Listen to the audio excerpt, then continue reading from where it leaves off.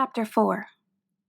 I awoke the next day rather stiff and sore from my night's sleep on the floor, but surprisingly enough, I felt well rested.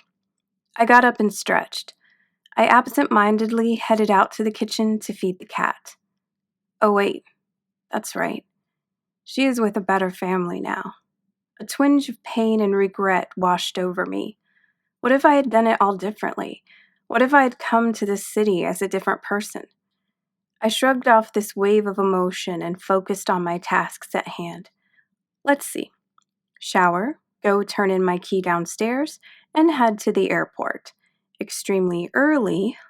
I guess all day at the airport was better than all day in an empty apartment. My flight was not until later that evening, and it was only 9 a.m. I made my way to the shower. Getting ready was much easier now that my mammoth mane was gone. It took me less time to wash and style it. I put a minimal amount of makeup on. I looked like a stranger, even to myself, with shorter hair and the basic makeup look. Such a change from the girl with the luxurious hair down to her waist that exploded into soft curls, false eyelashes, skin matted to perfection, designer duds to adorn the body. I always looked like money and power when I left my place.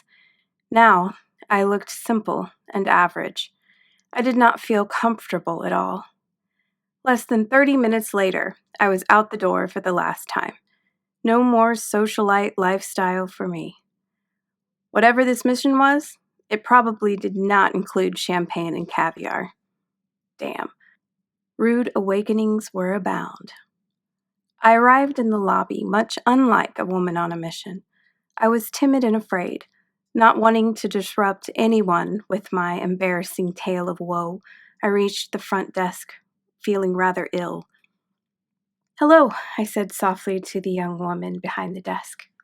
She looked up annoyed to have been disturbed. "I am vacating my apartment. I lost my job and will no longer be able to afford it." Truth? Did the truth just spill from my mouth? "Fill out this paper." She rolled her eyes as she handed me a form and a pen. Great. I did not want to linger here. This was already hard enough. At least none of the tenants coming and going paid any mind to me. If I had been in my normal fashion, I am sure a crowd would have gathered and pictures would have been taken. I sped through, hastily answering questions. They wanted to do a walkthrough, but I declined. What was the point? Nothing wrong with it, and I did not want to wait another second. I told them I just had to get to the airport. I paid my lease termination fee and gave the snooty girl a smile as I left. Being on the other end of malice is absolutely horrifying. Why had I been so mean to people before? Was all that misplaced anger necessary? Who was I really mad at? I left the building and hailed what would be my last cab. Such a bittersweet experience. I was no longer going to be a New Yorker, a member of a sacred and envied society. People from all over the world knew about New Yorkers. Some just spoke of how rude they were, others just idolized them from afar like gods and goddesses. I knew New York was the best of the best. This was the place to go to if you wanted to be the best. I had always scoffed at the families here. New York was for powerful singles. If you settled down, that should demote you to the suburb life. Now, I was on the street, noticing the families and realizing how remarkable they were. Bringing up a child in the most amazing city in the world must be an incredible experience. How could I have been so blind to it all before? My heart dropped as a taxi pulled over next to me, and I entered for my final cab journey. "JFK, please," I said to the driver, then sat back and stared out the window in silence. The young man, whose darker skin and thick accent made him that much more intriguing, obliged and then sped off without uttering a word. He seemed to have sensed that I needed a ride, filled with no spoken words, but that of the picturesque scenery and my own lonely thoughts. A chance to say goodbye. He must be a good reader of energy as well. As we drove along, many memories flooded back to me. My first trip here was to interview for my position at the publishing company. I was rather demure and yet clumsy during my first meeting with Nick. I think that is what made him attracted to me. Fresh meat new to the concrete jungle. I remember sitting in his office, legs crossed at the ankles, hands in lap like a proper schoolgirl, but eyes wide with the hunger of conquering worlds such as New York City. He smiled as he took me all in for the first time and uttered the most glorious words I've ever heard in my life. "How would you like to start tomorrow?" Chills went up my spine as a new and delicious feeling entered my body. My first real job. My first step up the ladder of success. I no doubt skipped a few rungs on the way to the top, but that was the whole point. Although now life was clearly just one giant game of chutes and ladders. I had just found the chute that led me all the way to the beginning of the game. The game of love also had an enormous chutes and ladders feel to it. It was a never-ending cycle of up and down. I remember the one date that made me question my ability to even date. His name was Samuel, and he was an investment banker. With his chosen profession, I figured he would be as cold and ruthless as I was. He was certainly handsome enough. With his chiseled features and his amazing smile, the sandy blonde hair and blue eyes gave him this dreamy Ken doll look. I felt my knees start to buckle at times when he looked at me. He turned out to be a prize-winning catch of a man. Handsome, intelligent, successful, talented, and extremely kind. It shocked me when I showed up to our blind date that Charlotte had no less set up, and he immediately got up from the table he had been seated at, waiting for me, shook my hand, kissed my cheek, and pulled out the chair for me. It took me a while to let this newfound treatment of me sink in. We ordered food and wine, and he filled me in on his life. Good old Southern boy with values, extremely successful, now looking for Mrs. Right. It was like I was having the surreal dating show experience, and I was in the spotlight as a potential candidate to the Mrs. Club. Wait, what? He was so polite and sweet, it was sickening. My normal dates were drinks, if lucky dinner, then back to his place. I was immediately confused when he added in the "I have a surprise stop." Were we going to a hotel then? We pulled up to the art museum. It was after hours, but apparently when you are as sweet, successful, and well-known as Samuel was, you get to have perks. The kind of perks that woo and impress women. Nice. Throughout the entire date, I was quiet and polite, as I was in a new zone. I listened to all he had to say, all while working on my exit strategy. We wandered the empty halls of the art museum, and I began to actually take notice of the paintings. We stopped directly in front of one that completely took my breath away. A Night Away, it was called. I don't even remember the artist. There was a figure of a strong man with dark features, longer hair, full beard, and he was cradling a small woman with long dark hair and a single teardrop escaping her eyelid. They were under the night sky. Stars flooded the painting, surrounding the lovers in a mystical dance. She had one hand clinging to his chest, the other draped over his shoulder. She held on to him as if to say, "Don't you dare let me go." Samuel must have seen something in me then. I must have let the vulnerability that I kept locked away escape from my soul in the dimly lit museum. He pulled me to him, placed his hands on both sides of my face, and kissed me so gently in front of that beautiful painting. Like a shot of lightning, I felt this surge of love, this wave of amorous light filling my soul. It encapsulated my being. The kiss lacked the passion I so desperately needed, but the love exploded all around. When I stepped back, there were tears in my eyes. "I'm sorry, are you okay?" He rubbed my cheek with the pad of his thumb. A tender gesture I will always remember as it felt strong, protective, and loving. "Yeah, I'm sorry. I'm just not feeling well all of a sudden. I am just going to go on home now, if you don't mind." and with no other explanation, I just walked out on our date, leaving him standing there looking after me, dumbfounded. I did not even get to sleep with him. He called continuously for 3 months solid after that. He texted random words of kindness and affection. I ignored it all. Every call, every text. I blocked him on Facebook and Instagram. I told an upset Charlotte that we didn't really have that much in common. Then one day, the calls stopped. Soon after, the texts stopped. It was actually a devastating feeling. I had sought a secret comfort in his words of love. Now I faced emptiness as he gave up. What was wrong with me? A year later on Valentine's Day, I decided to take in a solo movie at the theater.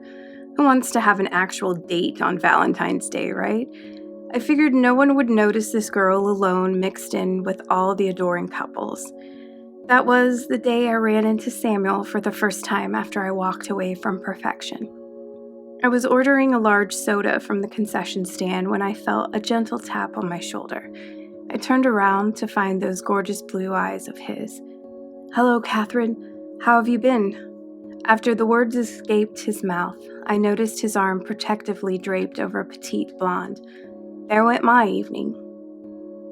"I'm very well, thanks. Just incredibly busy at work. Finally decided to escape for one night. It's been forever since I got out like this." I slathered the fake on thick like honey. My smile cracked in the corners as I could feel quivering from the forcing of it. "That's wonderful. This is my fiancée, Caroline. Caroline, this is a friend of Charlotte's, Katherine." He gestured to the model thin woman hanging from his arm. She then proceeded to extend her left hand ring side up so I could take full notice of the enormous rock that could have flashed upon my finger. No, I wasn't bitter from not having a man I walked away from. I cordially shook her hand, ignoring the chip on her finger, which sheer size amplified how tiny she was. "Very pleased to meet you. Congratulations," I spat out behind the painful smile that was beginning to make me develop a twitch in my right eye on top of the quivering at the corners of my mouth. "Thank you. I am the happiest I have ever been. It was love at first sight. He is such the romantic. On our first date, he surprised me with an after-hours trip to the empty art museum. I knew he was the one from the moment he first kissed me in front of this beautiful painting of a couple in a lover's embrace." Samuel squeezed her shoulder to stop her mid-sentence. "Honey, she doesn't want to hear all that," he nervously laughed. "So that bit was a staged move. Nice. Asshole." Noticing his nervous expression and my irritation, she must have suspected something was up. "Are you here alone? What movie are you seeing? You should sit with us if you are alone and seeing the same one. No one should be alone on Valentine's Day." She was so damn perky and so damn condescending. I guess I was deserving of it. "Nope, not alone. Just buying her snacks while he is taking a bathroom break. I always tell him to go before the movie starts. Otherwise, you're bound to miss something important during." I lied through the teeth that were about to crack from the sheer force of my fake smile. "Oh, right. Do you come here regularly?" "We are here every Friday and have never seen you." Oh, she was such a joy. I could see right through it. Poor Samuel was still blind to it. Pathetic. "Well, we don't come here as often as that. As I mentioned earlier, work keeps both of us busy.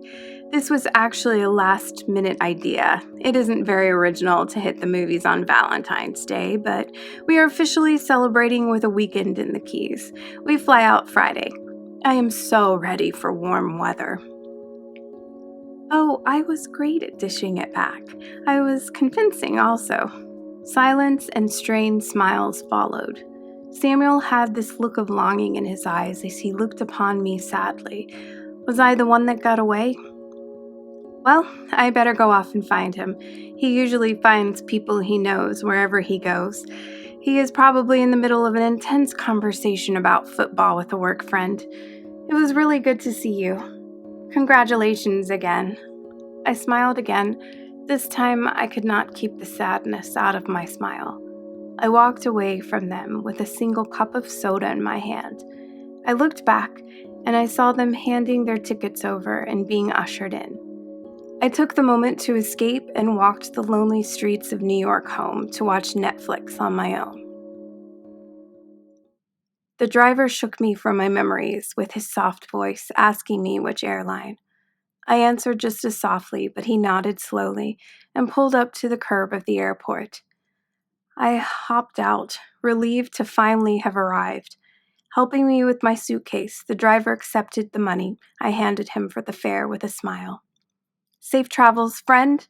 Don't get lost on your way." He slid back into his taxi, and I pondered on his words as I watched him speed away, joining the masses of insane cabs infecting the roadways like a swarm of insects. Don't get lost. I will do my best. I checked my suitcase at the ticket counter and headed on through to security. This was my most dreaded part of air travel.